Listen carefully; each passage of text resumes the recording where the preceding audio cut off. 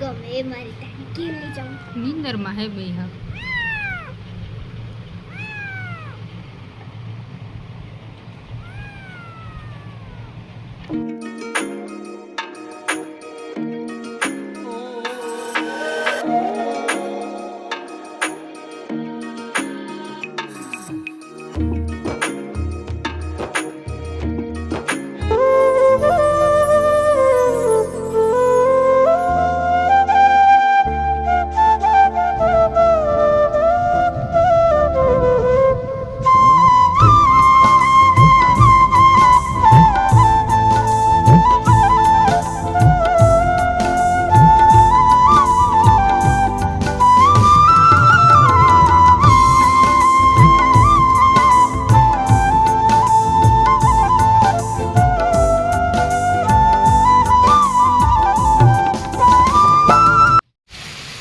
આજે પણ સવારમાં ચાલુ થઈ ગયો છે વરસાદ અને હવે તો આ વરસાદ નુકસાનકારક છે મગફળીના પાક માટે, પણ શું થાય જેવી ઉપરવાળાની મરજી.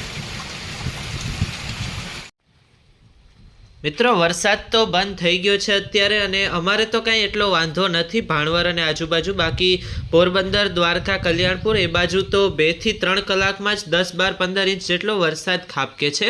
અને આજે જ સવારમાં કલ્યાણપુર અને આજુબાજુના ગામડાઓમાં 10 થી 15 ઇંચ જેટલો વરસાદ પડ્યો છે અને કેટલાય ગામોમાં તો પૂર જેવી સ્થિતિ છે. અને કલ્યાણપુરના પાનેલી ગામમાં તો ખેતરમાં ફસાયેલા ખેડૂતોને પણ વાયુસેના દ્વારા હેલિકોપ્ટરથી રેસ્ક્યુ કરવામાં આવે છે. તો અત્યારે એનડીઆરએફની ટીમો પણ સતત લોકોને રેસ્ક્યુ કરવામાં લાગેલી છે. તો આવી કંઈક સ્થિતિ છે અત્યારે તો અમારે દરિયાઈ પટ્ટીમાં. અને દ્વારકા, પોરબંદર આ 2 જિલ્લાની તો હાલત બહુ જ ખરાબ છે. અમારું ભાણવર તો વચ્ચે બચી જાય છે પણ નક્કી ન કહેવામાં ક્યારે ખાબકી જાય અમારે પણ વરસાદ.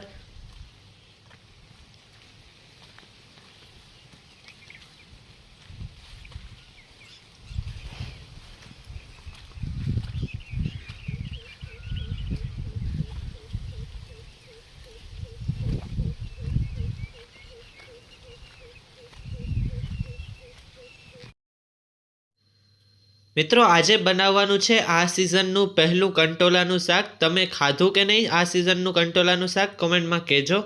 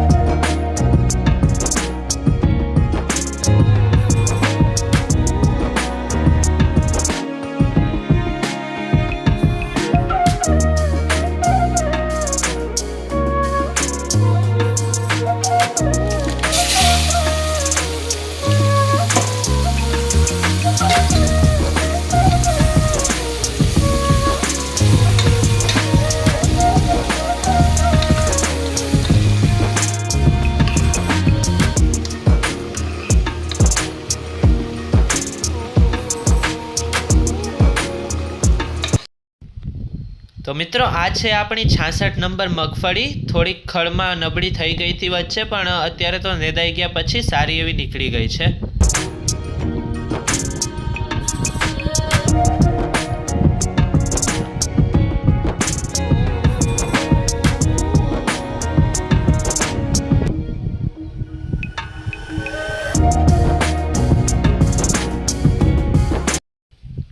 અને આ છે મિત્રો 22 નંબર મૂંગફળી, જેમાં તો હવે પાટલા ભૂટકવા આવ્યા છે. અને જો વરસાદ આમને આમ થોડા દિવસ વરસશે તો હવે સાતી પણ નહીં હાલે આમાં.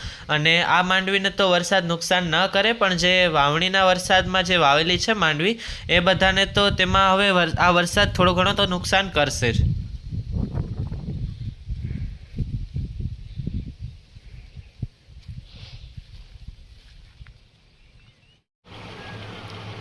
અહીં છે 2 ક્યુટ ફેમિલી મેમ્બર અને જાનવી આવી ગઈ છે તેને રમાડવા. બિલ્લીના બચ્ચાની આંખો પણ હજી તો માંડ ખુલી છે, પણ છે બહુ જ ક્યુટ. ગમે એ મારી ટાંકી લઈ જાઉં. નીંદરમાં હે બે હા.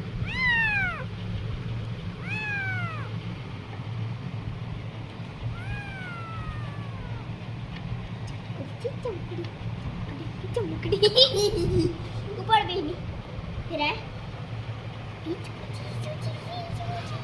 યાર નેર ભુરાવે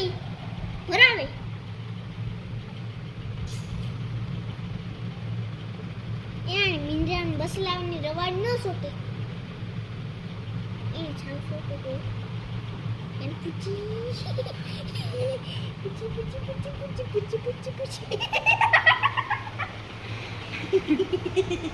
આ તો પૂછી એ ખાવે યાર અને બાકી દેડા